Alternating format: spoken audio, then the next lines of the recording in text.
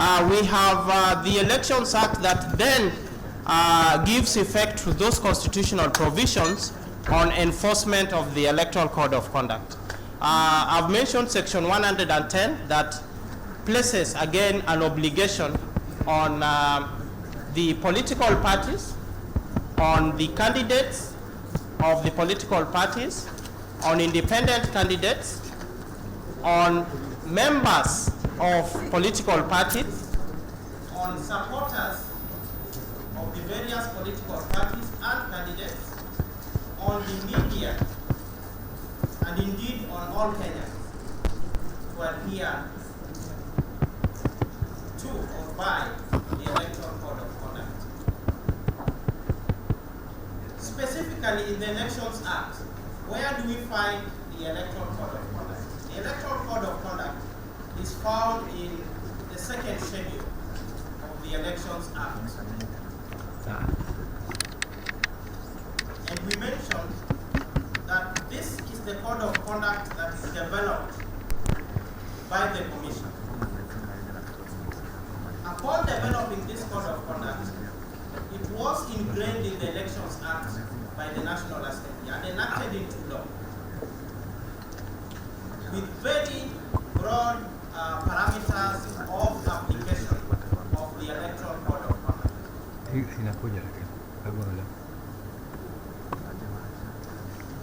The second schedule provides the overarching objective or object of the Electoral Code of Conduct, and allow me to cite it, that it is intended to promote conditions that are conducive for the conduct of a free and fair election campaigns that are devoid of violence, that run peacefully, that run without intimidation of the competitors of those who are campaigning, be it candidates, be it political parties. He is the chairman of the Electoral Code of Conduct Enforcement Committee. And you recall in 2017, this committee did good work. It punished without fear or favor, not small people, but very big people seeking positions of members of parliament and gubernatorial positions. And it imposed very hefty and deterrent sanctions on those who are found to have breached the Electoral Code of Conduct. So the membership of this committee is 5 commissioners, and there is no room for engagement of any other person. So 1 chair and at least 5 commissioners. In the commission we have 1 chair and 6 commissioners. The Electoral Code of Conduct Enforcement Committee does not operate in abstraction. It is guided by certain rules that have been published. They are called the Rules of Procedure on Settlement of Disputes. You will find them annexed to the Elections Act. These rules provide a relaxed environment of enforcement of the Electoral Code of Conduct. It gives the committee the latitude to apply its mind to the facts before it and the evidence before it without the strict application of the rules of evidence as found in the Evidence Act, and also without strict conformity with the Criminal Procedure Code.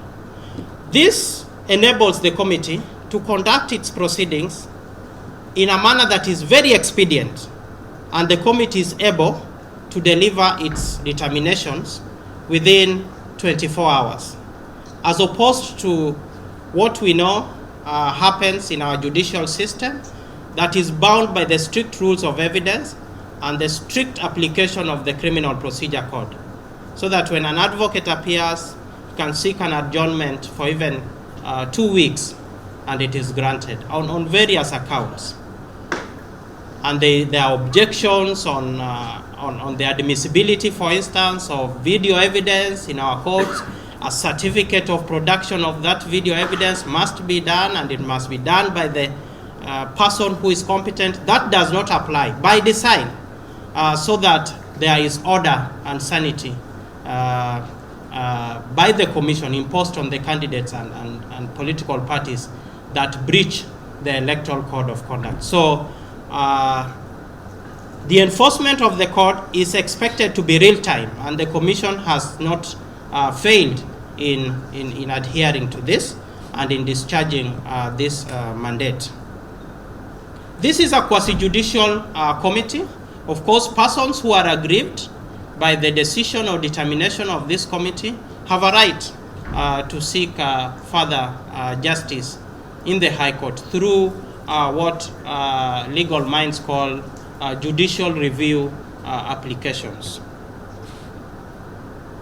Of course, in conducting its hearings, this committee must adhere to the constitutional provisions on fair administrative action, that's Article 47. Persons who are accused of breaching the Code of Conduct are afforded an opportunity to defend themselves, and this committee also, after hearing the complaints, then renders an expeditious determination which is reasonable, which is lawful, and which is procedurally fair to both parties appearing before it. Under Clause 16 of the Electoral Code of Conduct, the Electoral Code of Conduct Enforcement Committee has the power to initiate investigations into breach of the Electoral Code of Conduct. It also has power to issue summons under Clause 16. And you heard Chairman yesterday mention that a certain High Court order quashed the power of the Commission to issue summons, which is provided for under the Elections Act. And it declared the Electoral Code of Conduct Enforcement Committee unconstitutional. So after conducting the hearings and making a finding that a person is in breach of the Electoral Code of Conduct, what then can the committee do in respect of that breach?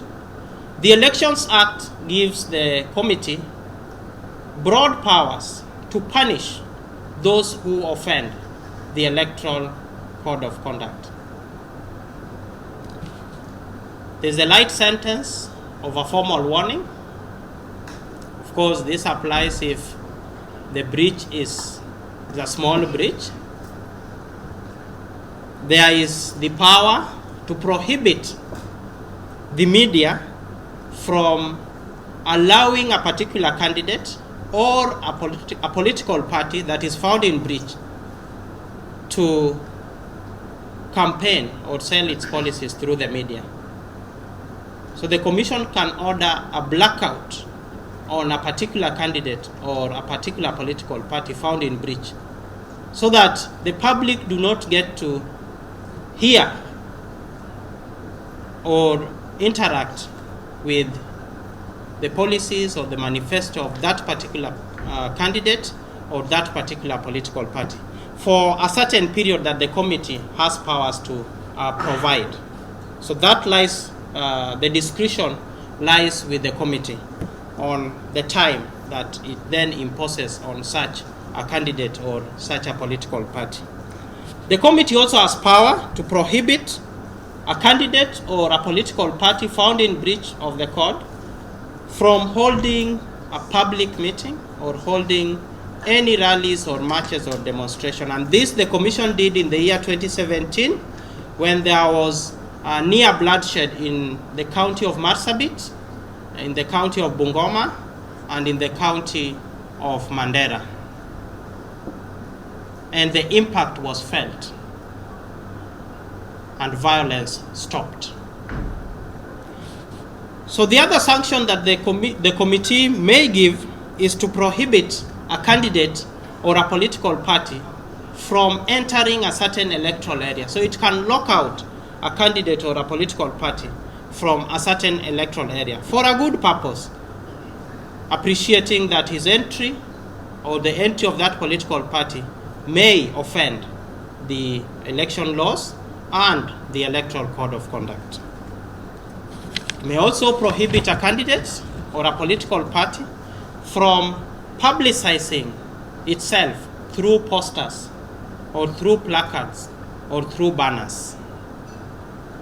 And the last one is imposition of a fine.